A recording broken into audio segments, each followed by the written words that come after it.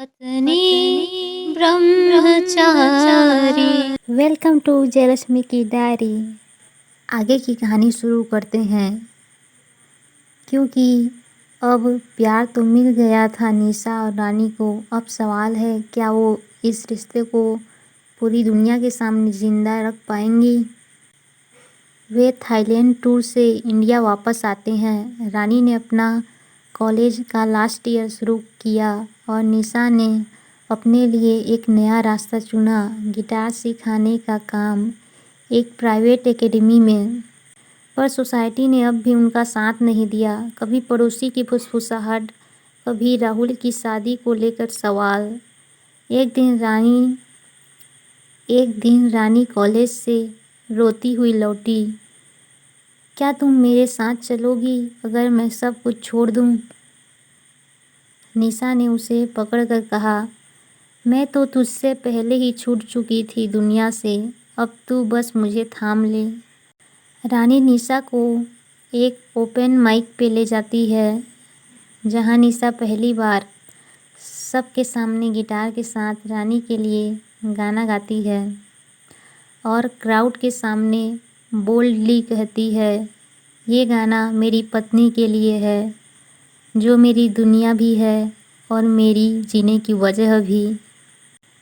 India लौटना आसान नहीं था। थाईलैंड से लौटे 10 दिन हो चुके थे। निशा और रानी ने एक शांत कॉलोनी में एक 1 BHK किराए पर लिया था।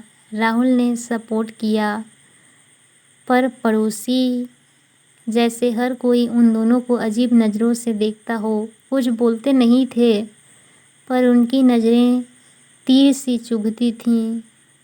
निशा का सपना था गिटार सिखाना, पर जब पेरेंट्स फॉर्म में पति का नाम पूछा, उसने खाली छोड़ दिया। मैम, ब्लैंक नहीं रह सकता। मैं मैरिड हूँ। देन नेम नहीं लिखना मुझे। निशा जहाँ गिटार सिखाना चाहती थी, वहाँ एक फॉर्म भरना था जिसमें पति का नाम लिखना था, पर वह नहीं लिखना चाहती थी।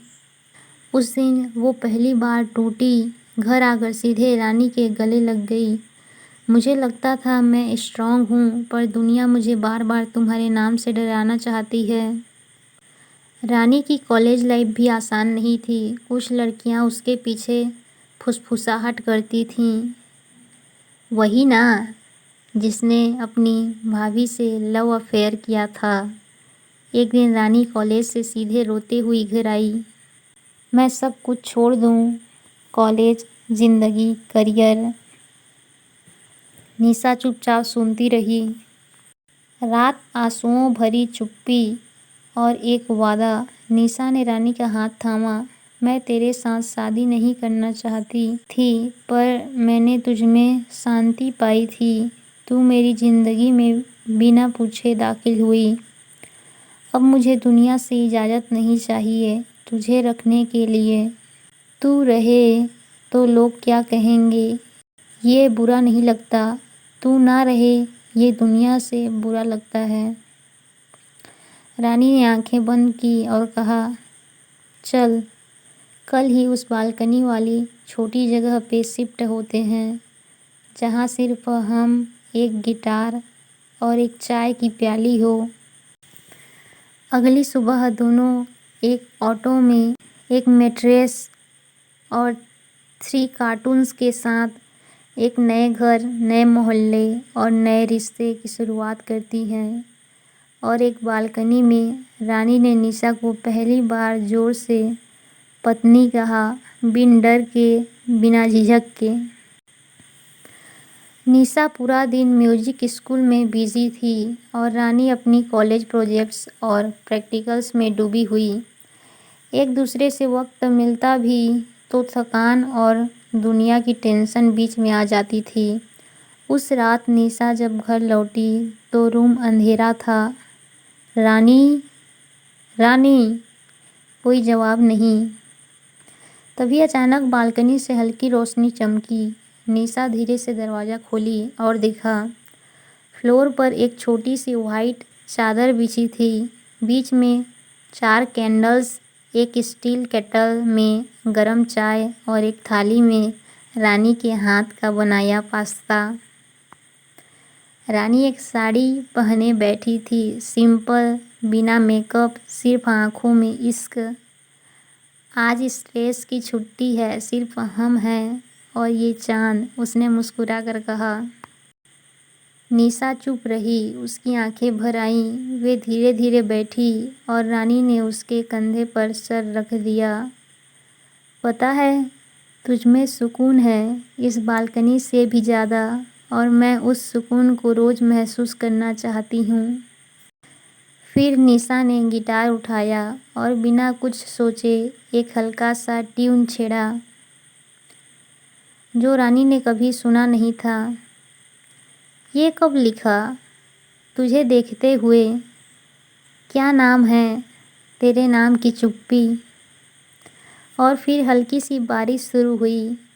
बालकनी में दोनों पास पास बैठीं, एक कप चाय, एक गीली साड़ी और एक सूखा दिल जो बस भीगने को तरस रहा था। रानी ने हल्का सा दुपट्टा निशा के शोल्डर्स पे रखा और चीख से चीख मिलाकर बोली, और गाल से गाल मिलाकर बोली, तू मेरी नींद भी है और मेरी ज़िंदगी भी। आज मुझे मत रोकना। निशा ने धीरे से उसका चेहरा मोड़ा और उसके होठों पर एक लंबी थमी हुई चुंबन रख दी, जैसे कह रही हो, चलो दुनिया की आवाज़ बंद करें और बस तुम सुनो और बस तुम्हें सुनती जाऊं। That night, not wild, not शाई, जस्ट रियल। एक छोटी सी फ्लोर बेड पर दोनों सिमट कर लेटी। रानी ने निशा की पीठ पर अपनी उंगलियों से लिखा, पत्नी। निशा ने मुस्कुरा कर कहा, अब तो सिर्फ नाम से नहीं, रूह से भी तेरी हूँ। उस चुपचाप बालकनी में सिर्फ चाय, बारिश और दो धड़कनों की आवाज़ थी। रात के 9:14 हो रहे थे। चाय हो चुकी थी। निशा और रानी बालकनी में थे। आज अनयूजुअली शांति थी। रानी ने कहा, आज अजीब लग रहा है ना? हाँ, जैसे कुछ होने वाला है। तभी निशा का फ़ोन वाइब्रेट हुआ। माँ कॉलिंग, उसके फ़ोन पर लिखा था। 3 सेकंड की चुप्पी। निशा ने रानी की ओर देखा। रानी ने सिर हिलाया। बेबी उठा लो, जो होना है होने दो। कॉल पिक हुआ। हेलो माँ। माँ कहती है, सुन पा रही हो मेरी आवाज़? निशा का गला भर आया। हाँ माँ, सुन रही हूँ। माँ की सिसकियों के बीच एक टूटी आवाज़, तूने मुझे छुपाया नहीं, मैं ही तुझमें छुप गई थी निशा। सब कुछ सुना मैंने। तेरे पापा नहीं हैं, पर मैं हूँ, और अब मुझे तेरे प्यार से प्रॉब्लम नहीं है, तेरे दर्द से है।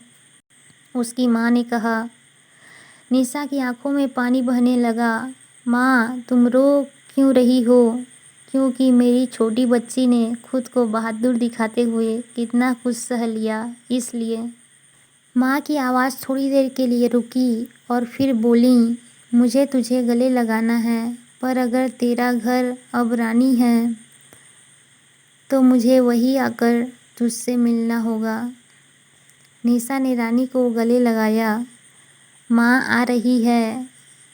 निशा, वो तुझे माफ़ करने नहीं, तुझे अपनाने आ रही है, रानी कहती है। अगली सुबह दरवाजे की घंटी बजती है। निशा ने दरवाज़ा खोला। सामने माँ थी, हल्की सी ग्रे कॉटन साड़ी में, हाथों में गुजिया का डिब्बा और आंखों में आंसू। आई हूँ अपनी बेटी की पसंद का मिठाई लेकर, और उस लड़की को देखने जिसके लिए मेरी निशा ने पूरी दुनिया से लड़ाई लड़ी। माँ ने रानी की ओर देखा। मैं माँ हूँ बेटी, बेटी से जंग कर सकती हूँ पर उसकी खुशी से नहीं। फिर माँ ने रानी का हाथ अपने हाथ में लिया और बोला, तू मेरी बहू नहीं, मेरी बेटी है। बस थोड़ा लेट से मिली है।